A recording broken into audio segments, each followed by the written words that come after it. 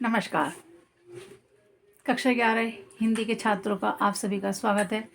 आज कक्षा 11 के बच्चों के लिए हम लेकर आए हैं हिंदी सीबीएसई एनसीईआरटी की एक पुस्तक जिसका नाम है अभिव्यक्ति और माध्यम। उसका एक छोटा सा हमने टॉपिक लिया है पाठ पत्रकारिता की विविध आयाम के अंदर छोटा सा टॉपिक है संपादन। आज हम संपादन के बारे में बात करेंगे। संपादन क्या होता है, किसे कहते हैं संपादन, और संपादन का क्या मतलब है, संपादक कौन होते हैं, क्या काम करते हैं। तो चलिए शुरू करते हैं। तो संपादन का मतलब होता है गलतियों को सही करना। जो भी हमारे रिपोर्टर्स हमारी सूचनाएं लेकर आए हैं उनको अखबार में कहाँ पर लिखना है, क्या जगह देनी है, किस तरह से उनको अखबार में फिट करना है, जो भी गलतियां हैं उनको पाठकों तक पहुंचाने के लिए किसी भी तरह की गलती उसमें शामिल ना हो, ये सारा काम होता है संपादक का। ठीक है, तो संपादन मतलब गलतियों को शुद्ध करना, और जो गलतियों को शुद्ध करता है वो इंसान कहलाता है संपादक। समाचार संगठन में कई तरह के संपादक होते हैं, सबके काम अलग अलग होते हैं। उप संपादक हो गया, मुख्य संपादक हो गया, सहायक संपादक हो गया, तो इन सब के अलग अलग काम होते हैं और ये कहलाते हैं संपादक। तो मुझे उम्मीद है कि ये बात आपको समझ में आ गई होगी। चलिए अब आगे अब हम बात करते हैं संपादन के सिद्धांत। कि देखो, कोई भी पत्रकारिता हो या कोई भी काम हो अपने कुछ नियमों पर आधारित होता है, अपने नियमों पर चलता है। उससे कुछ मूलभूत ऐसे नियम होते हैं जिनका पालन करना उनको बहुत ज़रूरी होता है। अन्यथा पत्रकारिता के क्षेत्र में तो ये बहुत ज़रूरी है, अन्यथा पत्रकारिता हमारी एक उत्तम श्रेणी की पत्रकारिता नहीं होगी। तो सबसे पहले हमारे पत्रकारिता सिद्धांत का सबसे पहला है वस्तुओं की तथ्यों की शुद्धता।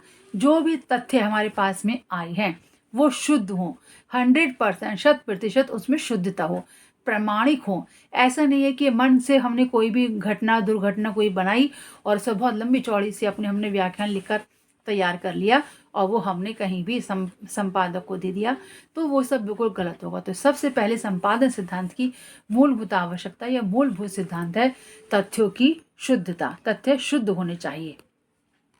दूसरा है वस्तुपरकता। ठीक, संपादन का एक सिद्धांत है निष्पक्षता।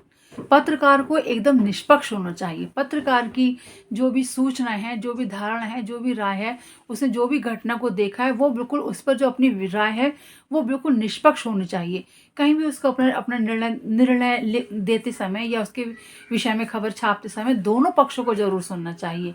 तो दोनों पक्षों को सुने, दोनों की बात को सुने, समझें और तब वो अपनी राय लिखकर तैयार करें। तो पत्रकार के लिए संपादन के क्षेत्र में एक आवश्यक तत्व है निष्पक्षता।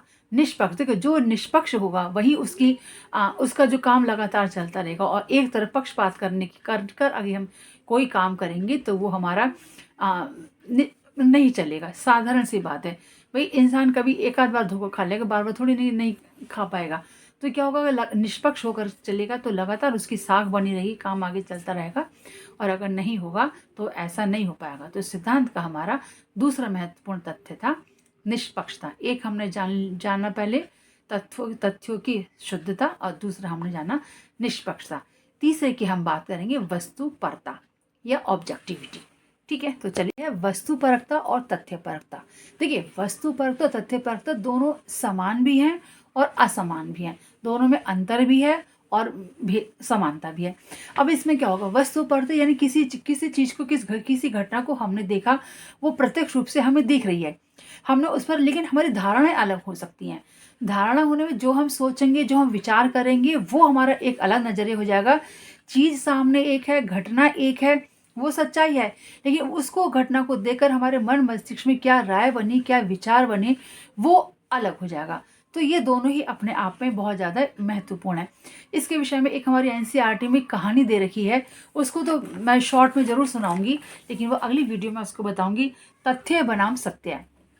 रिपोर्टर ने देखा, तथ्य को देखा, घटना देखी, और उसमें सत्य क्या है, हर किसी के देखने का अलग नज़रिया होगा, तो सबके जो है अलग अलग हो जाएगा।